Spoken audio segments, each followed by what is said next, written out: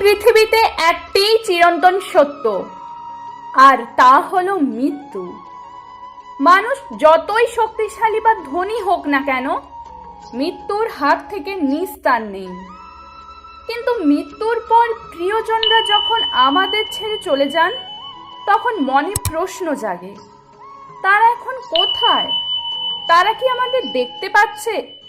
গরুর পুরাণ অনুযায়ী মৃত্যু কোনো শেষ নয়, বরং এটি আত্মার এক নতুন যাত্রার সূচনা। মৃত্যুর মুহূর্তে আত্মা দেহ থেকে ঠিক সেইভাবেই বেরিয়ে আসে যেভাবে একটি পাখি খাঁচা থেকে মুক্তি পায়। তবে প্রথম দিকে আত্মা বিভ্রান্ত থাকে। সে তার নিজের নিথর দেহ, পরিবার, আত্মীয় স্বজনদের কান্না দেখতে পায়। সে কথা বলতে চায়, কিন্তু কেউ তার কথা শুনতে পায় না। এই অদ্ভুত পরিস্থিতিতে আত্মা বুঝতে পারে না যে শরীরের সাথে তার সম্পর্ক শেষ হয়ে গেছে। এই সময় উপস্থিত হন যমদূতেরা। তাদের রূপ কেমন হবে তা নির্ভর করে ওই ব্যক্তির ইহকালে কর্মের উপর। যিনি সৎ পথে চলেছেন তার কাছে যমদূতেরা আসেন শান্ত ও সৌম্য রূপে, আর যিনি অধর্ম ও পাপে লিপ্ত ছিলেন তার সামনে যমদূতেরা অত্যন্ত ভয়ঙ্কর রূপে আবির্ভূত হন। মৃত্যুর পর প্রথম 24 ঘন্টা আত্মাকে সেই স্থানেই রাখা হয় যেখানে তার শেষকৃত্য হওয়ার কথা। এই সময় আত্মা তার সারা জীবনের প্রতিটি মুহূর্ত, ভালো এবং মন্দ, একটির পর একটি দৃশ্যের মতন দেখতে পায়। যা সে ভুলে গিয়েছিল বা তুচ্ছ মনে করেছিল, সেই প্রতিটি কর্মের পুঙ্খানুপুঙ্খ হিসাব তার সামনে ভেসে ওঠে।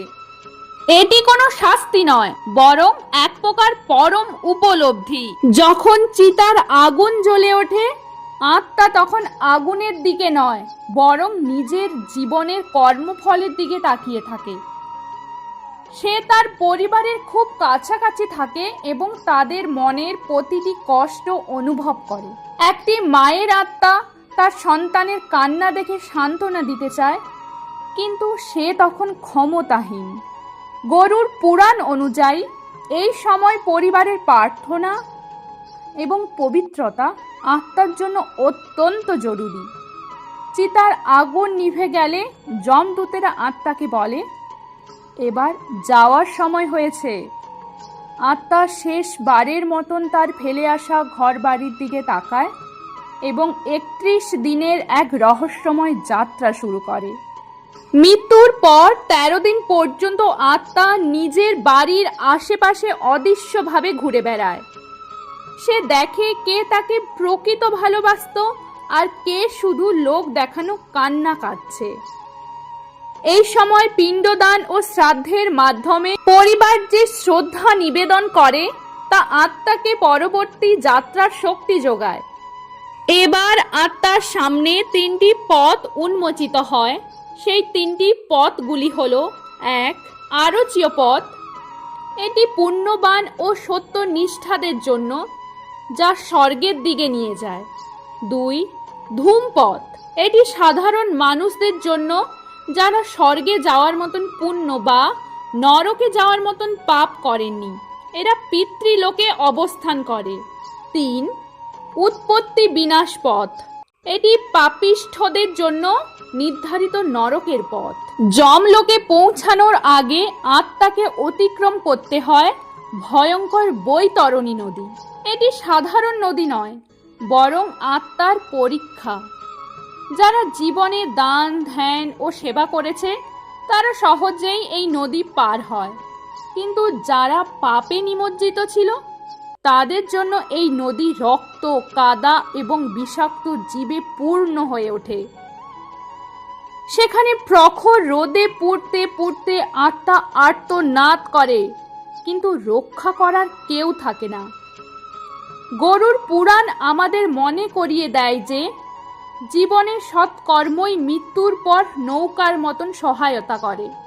বৈতরণী পার হওয়ার পর আত্মা পৌঁছায় যমরাজের দরবারে। যমরাজ কোনো রাক্ষস নন, তিনি ধর্মের প্রতিমূর্তি। তার পাশে থাকেন চিত্রগুপ্ত, যার কাছে ওই আত্মার প্রতিটি চিন্তা ও কর্মের নিখুঁত হিসাব থাকে। যেখানে কোনো লুকোচুরি বা মিথ্যা বলার সুযোগ নেই। মানুষের অন্তরের গোপন ভাবনারও বিচার হয় সেখানে। বিচারের পর নির্ধারিত হয় আত্মা স্বর্গে যাবে নাকি নরকের বিভিন্ন স্তরে দণ্ড ভোগ করবে। তবে এই দণ্ড চিরস্থায়ী নয়, এটি এক ধরনের শুদ্ধিকরণ। দণ্ড ভোগের পর আত্মা পুনরায় কর্মফল অনুযায়ী নতুন কোনো জননী বা দেহে জন্ম নেয়। মানুষ জন্ম অত্যন্ত দুর্লভ, অসংখ্য জনম ঘুরে তবেই এই মানব জীবন পাওয়া যায়। তাই এই জীবনে থাকতেই সত্য, ধর্ম ও সেবার পথে চলা উচিত। মনে রাখবেন, মৃত্যু শুধু দেহের সমাপ্তি, কিন্তু আত্মার যাত্রা অনন্ত।